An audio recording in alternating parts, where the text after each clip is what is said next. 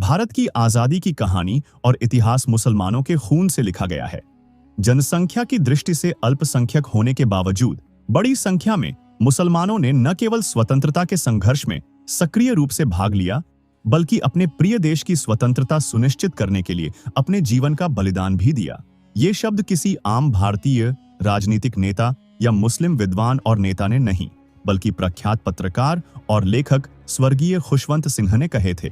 आपको बता दें कि दिल्ली के इंडिया गेट पर स्वतंत्रता सेनानियों के करीब 95,300 नाम लिखे गए हैं, जिनमें से 61,945 मुस्लिम सेनानियों के नाम हैं।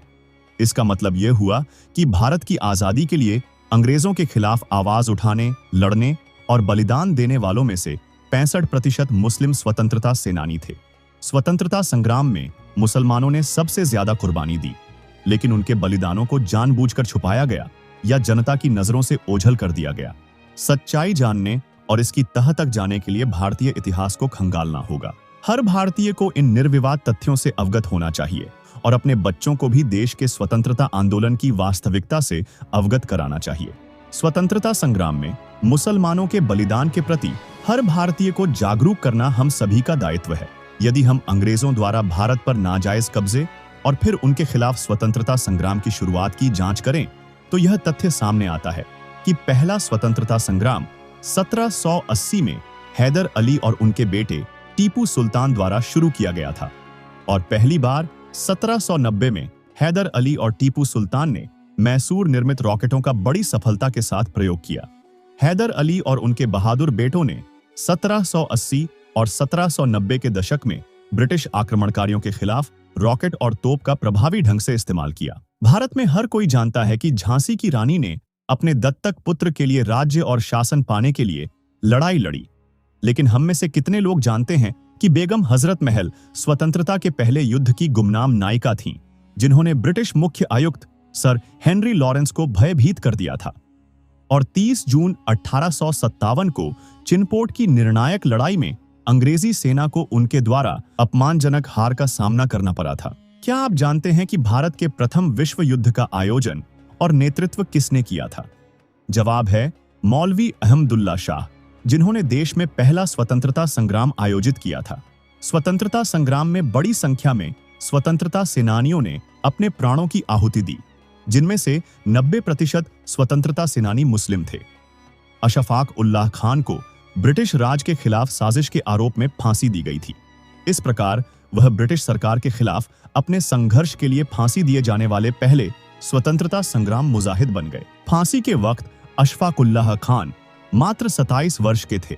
मौलाना अबुल कलाम आजाद भारत के स्वतंत्रता आंदोलन के दौरान एक प्रमुख धार्मिक विद्वान और भारतीय राष्ट्रीय कांग्रेस के एक वरिष्ठ मुस्लिम नेता थे। शराब की दुकानों के खिलाफ महात्मा गांधी के धरना अभियान में केवल 19 लोगों ने भाग लिया, जिनमें से 10 मुस्लिम थे। बहादुर शाह जफर, अंतिम मुगल बादशाह, भारत की आजादी के लिए बड़ी ताकत और तीव्रता के साथ लड़ने वाले पहले भारतीय थे। उनकी इसी लड़ाई से 1857 का राजद्रोह हुआ। पूर्व प्रधानमंत्री राजीव गांधी ने रंगून, बर्मा, म्यांमार में बहादुर शाह जफर की समाधि का दौरा करने के बाद अपनी पुस्तक इंप्रेशंस में लिखा, भले ही आपको बहादुर शाह जफर भारत में जमीन नहीं मिली, आपको यहां बर्मा में जमीन मिली। आपको रंगून, यांगून में दफनाया गया है, लेकिन आपका नाम जिंदा है। मैं भारत के पहले स्वतंत्रता संग्राम के प्रतीक बहादुर शाह जफर को श्रद्धांजलि अर्पित करता हूं, जो भारत की स्वतंत्रता संग्राम का प्रारंभिक बिंदु थे। आपको यह भी बता दें कि इमाम अमीर हमजा ने Indian national army, Azad Hind फौज को लाखों रुपए का दान दिया था। वह भारतीय राष्ट्रीय सेना के स्वतंत्र पुस्तकालय के प्रमुख थे। अब इस स्वतंत्रता सेनानी का परिवार बेहद गरीबी में रह रहा है और तमिलनाडु के रामंतपुरम जिले में किराए के मकान में रहता है। मेमन अब्दुल हबीब यूसुफ मुरफानी को भारतीय नहीं जानते। ये वही शख्स हैं जिन्होंने अपनी 1 करोड़ रुपए की पूरी संपत्ति इंडियन नेशनल आर्मी को दान कर दी थी। उन दिनों 1 करोड़ रुपए कोई मामूली रकम नहीं थी। मेमन अब्दुल हबीब यूसुफ मुरफानी ने अपनी सारी संपत्ति नेताजी सुभाष चंद्र बोस की इंडियन नेशनल आर्मी को दान कर दी। शाहनवाज खान भारतीय राष्ट्रीय सेना में एक सैनिक, एक राजनेता और एक मुख्य अधिकारी और कमांडर थे। नेताजी सुभाष चंद्र बोस द्वारा गठित स्वतंत्र भारत के निर्वासित मंत्रिमंडल के 19 सदस्यों में से 5 मुस्लिम थे। बी अम्मा नाम की एक मुस्लिम महिला ने स्वतंत्रता संग्राम के लिए 30 लाख रुपए से अधिक का बहुमूल्य दान दिया था।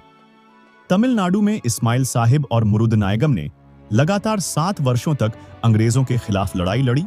दोनों ने अंग्रेजों में भय और डर का माहौल पैदा किया।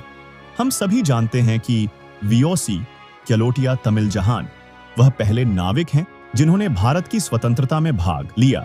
हम में से कितने लोग इस जहाज को दान करने वाले फकीर मोहम्मद राठौर के बारे में जानते हैं। जब वीओसी को गिरफ्तार किया गया तो वीओसी की रिहाई के लिए प्रदर्शन करने पर ब्रिटिश पुलिस ने मोहम्मद यासीन की गोली मारकर हत्या कर दी। त्रिपुरा कलारण कुदिकेट्टी कुमारन ने भारत के स्वतंत्रता आंदोलन में भाग लिया। कुमारन सहित 7 अन्य को गिरफ्तार किया गया। ये सभी मुसलमान थे जिनके नाम इस प्रकार हैं: अब्दुल लतीफ, अकबर अली, मोहिउद्दीन खान, अब्दुल रहीम, बाबो साहिब, अब्दुल लतीफ और शेख बाबा साहिब।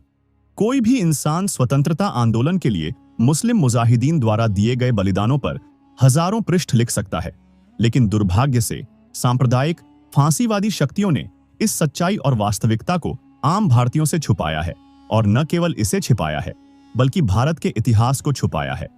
सच तो यह है कि वोट पाने और लोगों को बांटने के लिए इतिहास को तोड़ मरोड़कर फिर से लिखा गया। देशभक्त भारतीयों को गलत मंशा वाले राजनेताओं के पाखंड का शिकार नहीं होना चाहिए, बल्कि एक मजबूत, स्थिर और प्रगतिशील देश के लिए सभी नागरिकों को एकजुट करने का काम करना चाहिए। वैसे इस पर आपकी क्या राय है? अपनी राय कमेंट बॉक्स में जरूर दें, और अगर आपको भारतीय होने पर गर्व महसूस हो रही हो तो इस वीडियो को लाइक शेयर करें, और ऐसी ही इंफॉर्मेशन वीडियो देखने के लिए हमारे चैनल देखो इंडिया को सब्सक्राइब करें। फिर मिलते हैं एक नई वीडियो में।